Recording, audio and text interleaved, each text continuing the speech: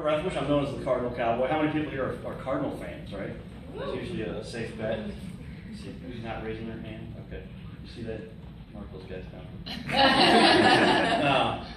But yeah, I grew up as a diehard Cardinal, playing baseball real competitive as a kid, and baseball became really a way of life for me. I found more interest, I think, in baseball and sports, as many kids do, than I did in the classroom, right? Up through 8th grade, made pretty much straight A's or good grades or whatever. But then I got to high school and I said, I'm about done with this school stuff. And really just focused on sports a lot more and kind of floated through high school. Didn't miss a day at high school because if I didn't go to school, I couldn't play sports, right? But I played both baseball and soccer in high school. But grew up, and baseball was really my sport. So I get into high school and playing real competitive ball. St. Louis Amateur Baseball Association, anybody familiar with that league? Ryan Howard and David Freese both played in that league. They're both in the big leagues now. And so I taught those guys how to play baseball now. They're a little younger now. But we all won the same award. I won the team MVP. If you win the team MVP, then you're up to win the league MVP. Dave and Ryan both won the whole league MVP also. I lost to a guy by the name of Brian Rupp, who now is the AA manager of the Washington Nationals, and he got stuck in AAA at third base behind a guy named Scott Rowland, who was the Cardinals' third baseman for years. So that's kind of goes to my background. So I'm going to college at that point. I started wearing the original cowboy hat when I was about 10 years old, and then I have pictures of myself wearing it in high school. My dad's kind of a semi-pro photographer. He'd say, "Hey, we're doing my prom pictures," and take a picture with me with the hat on and a baseball bat. And then you're going into college, playing ball competitively, playing soccer actually in college, and decided to take a road trip back to St. Louis, going to meet the guy I'd been dating at the time, and we're going to watch the Eureka High School soccer game. Eureka's not far from here, right? Actually, the road we were on was on Highway 109 to go to Eureka when things took a tragic change. I used to, that's the high school class picture of it. So you can change that anytime. But we're actually going down Highway 109 after the soccer game, and a drunk driver's car spun out of control at us, and we hit him head on. So there you can see that is the car we were riding in. That's Jimmy Barnes' car. So at the scene of the accident, very dramatic. They pulled the drunk driver out, throw him in the ambulance. We're right down the street from the firehouse. It's on Highway 109, so the ambulance got there relatively quickly. They put the drunk driver in and said, "All right, you're good to go. Carter's all right. We'll take him on the next trip." And I began to have seizures. So I don't know if anybody's ever seen anybody having seizures. I actually don't remember having the seizures myself. Kind of a built-in defense mechanism, right? And they said, "Hey, pull the drunk driver guy out. Take Jimmy. Take the other passenger's name's Jimmy, also to be Weatherly, and put Carter in." And they said if I hadn't made the first trip to the hospital, I wouldn't have survived. So very fortunate, divine intervention, whatever you want to call it. But I made it in the first trip. They shoot you up with a drug called Dilantin, which by now I don't know if they carry that anymore in the AMS. But I was 19 years old back when this happened, so this is 3 or 4 years ago. Or more. But they shot me with Dilantin. And I talked to a paramedic since, and he said, if you were going to go into a coma, the Dilantin didn't have much to do with it. You were going to go into a coma anyway. So I proceeded to go into a coma, at which point the diagnosis was that, and they told my parents not too long after that the odds were less than 50-50 that I was going to survive.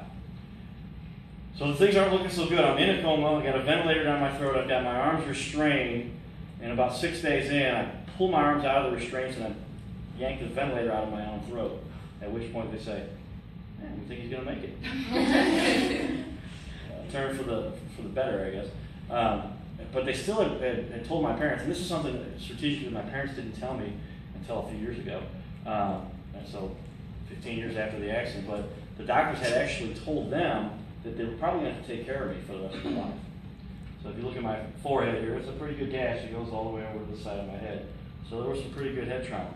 But I was bound and determined to stay in school and finish on time if I could. So I didn't. I took another week off. So I was in a coma for a week, and then I actually took another week to recover, and then I went right back to school at Central Methodist College, now Central Methodist University. got grades. At that point, I decided, hey, I want to transfer back to St. Louis, go back to St. Louis University, and a little bit closer to the care. I had a neuropsychologist that I had to go see on a regular basis. She did all kinds of brain diagnostics, and they're still trying to figure out what's going on in my brain. But at that point, I was just a complete recovery process, and it took about 5 years. But given the determination that I had, and this is what I really try to share with people is, you know, these were experts telling me and my parents that I was not going to be able to take care of myself, that I wasn't going to be able to accomplish all the things and the goals that I had for myself. And I was pretty determined. You know, first off, the big dream that was smashed is that baseball was over.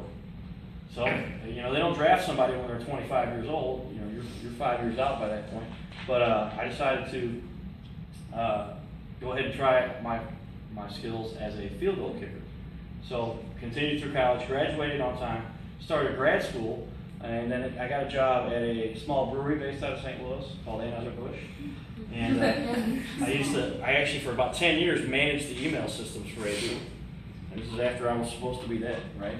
And so if there was an email that went into Anheuser-Busch, it went through a server that I set up or maintained, and then landed on a server that I set up and maintained with all the big corporate bigwigs and August Bush's accounts. One time I had to do a restore of his account, made sure that my girlfriend's phone number was not anywhere. But yeah, I mean, the truth is, there was so much to overcome, but I didn't know any better. I just said, I'm going to go do this anyway. I knew people that had dropped out of college that didn't have anything really to overcome other than they just didn't feel like waking up. Well, I've been in a coma. So I figured, you know, if anything I really just set my mind to, I could accomplish. And I just keep persisting. And that's something I continue to kind of prove as I've grown. So starting to play football, I said, there's got to be somewhere I can kick field goals around here and try to. This is something I was going to do in college. So I got into this league that's men's, semi-pro men's minor league football, and I kicked a 51-yard field goal. And then I had an NFL scout call me and said, hey, you want to try out for the St. Louis Rams? And I said, yeah, right? Who wouldn't want that opportunity? So I gave him my website, my email, my phone number, my YouTube, and I said, yeah, you let me know. So the Rams actually called me out for me a tryout. They said, you know, we got this guy by the name of Jeff Wilkins. At the time, Jeff Wilkins was the all-pro kicker. They called him Money. And I said, yeah, I've heard of him. He's a pretty good kicker. I may not replace him, but it's a good opportunity to be able to. So I ended up making it as an indoor kicker. Played semi-pro, continued to play, so I made it as an All-American. But I played a little indoor football, and I finally won another goal I had set was to make it as a professional athlete, so I did get paid to kick field goals. I was at the time, a couple other teams had come and gone through St. Louis, but I was actually 41 years old when I made the team. And I beat out some kids that were 23, 24 years old. But I had to be the best out there, or they weren't going to give me the job, so I made it. So I just continue on with whatever somebody tells me I can't do. Effectively, to me, that's a challenge to say, oh, well, yeah, watch, right? So how many times do we end up in a situation where we feel like there's so much to overcome, so much we're not going to be able to do? But what I've realized about myself is, well, has it been done before? Is it something that can be done by humans? I can do it. And I just go for it until I get there. I may not be the fastest, may not be the best at it, but if it can be done, I'll accomplish it. And I work so hard until I get there. And that's provided for me to be successful in the business world too. So now I've started my own company. I do internet marketing, social media marketing. It's interesting to watch some of the social media aptitude stuff you guys talk about, the way our culture has evolved, and how we depend so much on that kind of stuff and the interactivity with it. But by now, you know, I can really, my focus is on social media, and that's where and internet marketing, Google advertising, and now I can really nail down some specifics when I sit down in front of a customer. They say, I don't know what this guy said, but it sounds like he knows what he's talking about. And the point is that anything you guys want to find something that you have interest in, find something that you have sincere interest in, and then go after it and focus on it, and you'll be the best at it. And when you're the best at it, you're always going to have a job. You're always going to have work. You're always going to have somebody that wants you to go out and help them, you know, have their business thrive. So the other big part of what I've learned and realized now is that the most fundamental part that a lot of people miss and don't really ever have the true joy to discover is what it's like to go out of your way to just help somebody. And it's true, you first start off, I was listening to Mike Shannon actually talking last night, and they're interviewing a guy by the name of Larry Anderson, who played baseball for the, big league baseball, and played against the Cardinals. I think he played for the Cardinals too. I didn't remember who he was. He said, I wasn't a big standout player. But he said, when I thought life was difficult, I thought things were bad, and I was, he went on an 0 for 15 streak when he hadn't had a base hit in 15 at bats. That's at Rankin Jordan, where we went to visit some kids. And he said, if you want to get your life and keep in perspective how things really aren't that bad, go visit some of these kids that are in some of the hospitals around town. So I decided, I want to try to inspire. I thought I would go in and talk to these kids and enlighten them, and make them feel better about, here's what I've been through. And that was kind of true. But what I ended up getting in return was this incredible feeling about, wow, man, these kids appreciate being able to breathe. And some of them, they breathe through a tube. And I'm worried about whether or not I'm going to get this job, or I'm going to get a promotion, or I'm going to, make it as a top guy in the division, or whatever it is. And the truth is, there's a lot worse things that could be in life. And I'm so upset because I didn't get the last, highlight from my boss, or best review, or whatever it may be. And life could be a lot worse. There's a lot more. And I guess I was fortunate. And this is what people say, how can you say going through what you went through, you're fortunate to have gone through that, to be in a coma, to be near death? Well, because I have an appreciation now that I would not have had. I was kind of the South County yuppie little kid that was a sports athlete, and pretty much anything I wanted, I kind of got. My parents weren't real wealthy, but nothing was ever a big hurdle in life. And then something like this happens, and it completely changed your perspective. Now you really do understand what it's like to fight to survive, to have the opportunity to, and have a situation where you have got to survive based on dire needs, and have real dependence on people around you. The nurses that took care of me were incredible, and the ones that really saved my life, I believe. The doctors would come in, and they were just kind of shocked by all of what had happened. So the message I'd like to leave with you is, take the opportunity you have for anything you feel you've got an aptitude for, and explore it as much as you possibly can. Never stop. You are going to have people tell you that you can't do it, that you're not good enough, that you're not smart enough, that you're not fast enough, that there's no way you can do this. And that's really their own dependence on, oh my gosh, well, they can do this. Well, no way. I got to make myself feel better by bringing them down. And so many times we see people who criticize others and try to bash others, and it's only because of their own lack of confidence in what they've got. So you start to feel sorry for people who do that.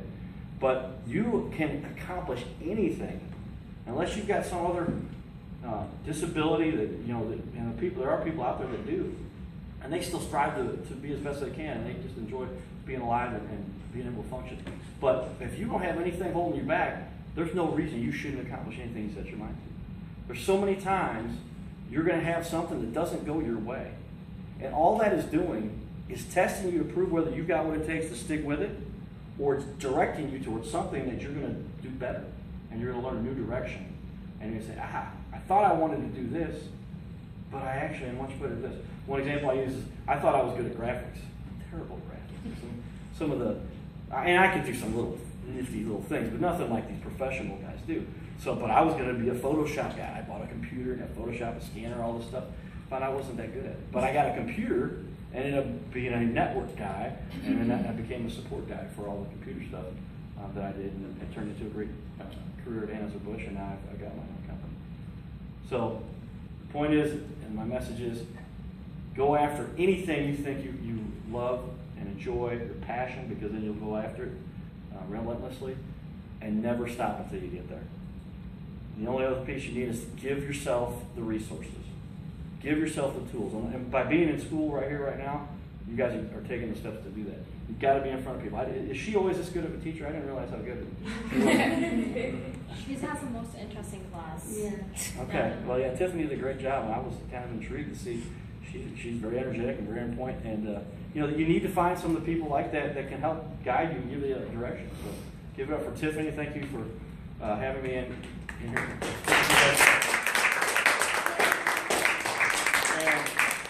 And thanks you guys for letting me come in here. And don't be afraid at any time. Take an opportunity Go after something you have a passion for. Do something that's a little different, that makes you stand out a little bit, and you'll really eliminate a lot of your competition. I don't have too many other super fans out there that are battling to.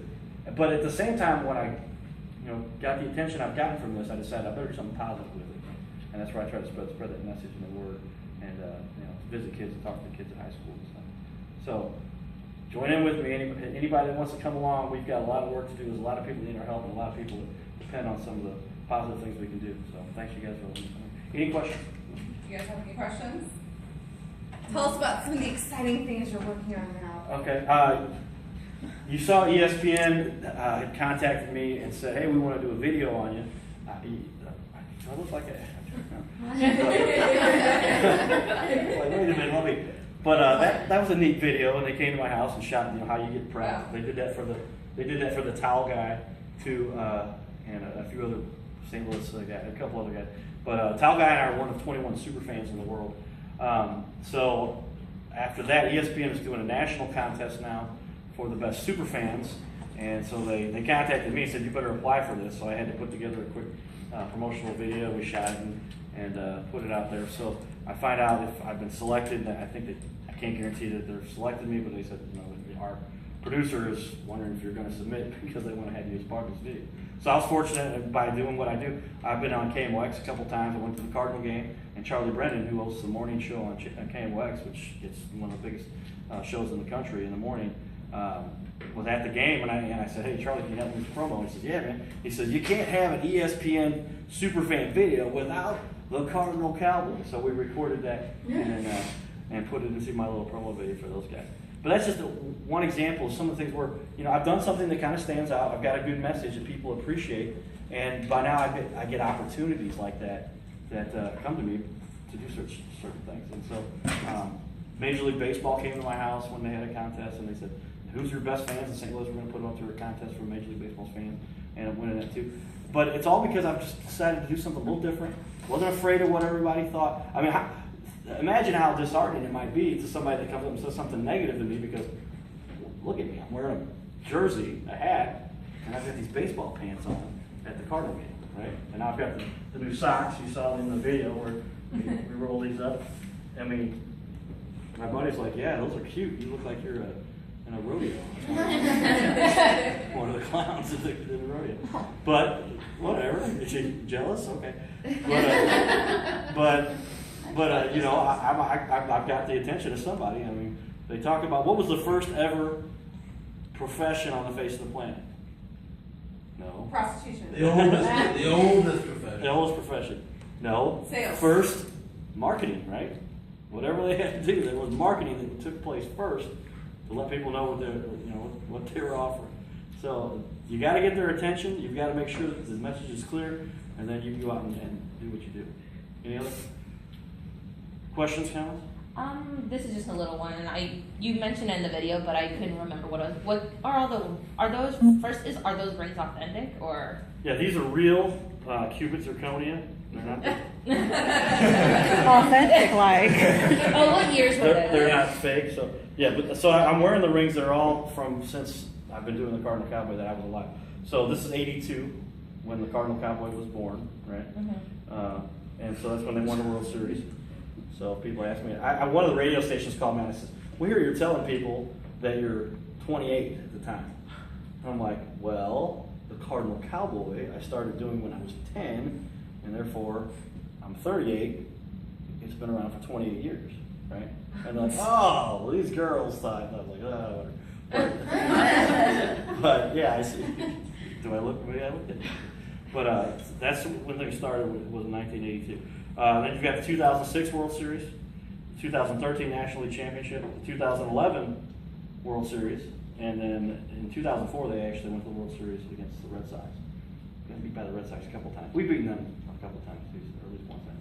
So that's the rings that I wear, and kind of help bring a little bit of attention. If I go to a game and I see some Cubs fans, I just walk up to them, "Man, you guys are awesome. You guys appreciate what you guys do to help us win the division every year." So, yeah. Anything else? All right, you guys, appreciate it.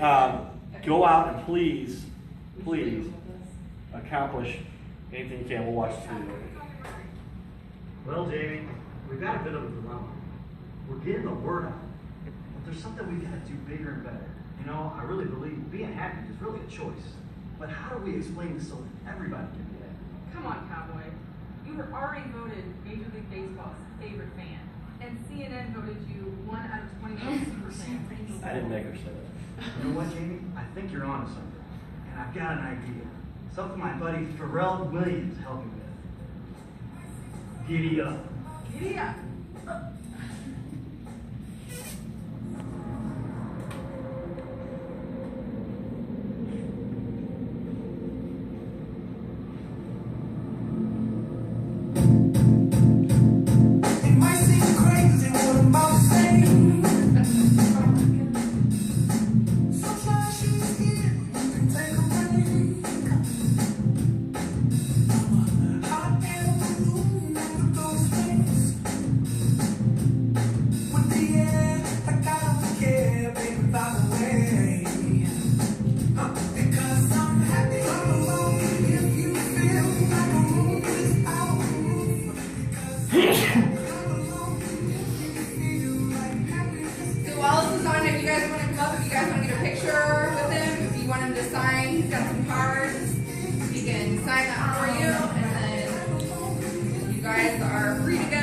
These are my little inspirational cards. Buddy of mine, how many of you guys know Dave Freeze? St. Louis Cardinals. He's from this area, isn't he? But he said, man, Cowboy, I got to talk to you for a second. We had a birthday party at a mutual friend, and he said, you know, players all love what you do. You're the most photographed guy at Busch Stadium. They love your message. They love the way you get the crowd going. The ushers told me they like what I do because it gets the crowd going. They buy more hot dogs or beer or whatever they do. But I said, all right, well, I was on the field for a charity event as the MC to announce when the players came. You get to pay to be on the field, you get back. So I said, how bad ain't the team Hollywood? So I'm holding the mic that they use at the game and announcing these guys. And they said, we got to take your promo shot. And I said, of course you do, right? So we did this and then this. I said, hold on. So we did that shot, and so that's what I've got here, and it's got my story on the back. So if you guys want to come on up, and I'll give you a card and we can take pictures. Yeah. Yeah.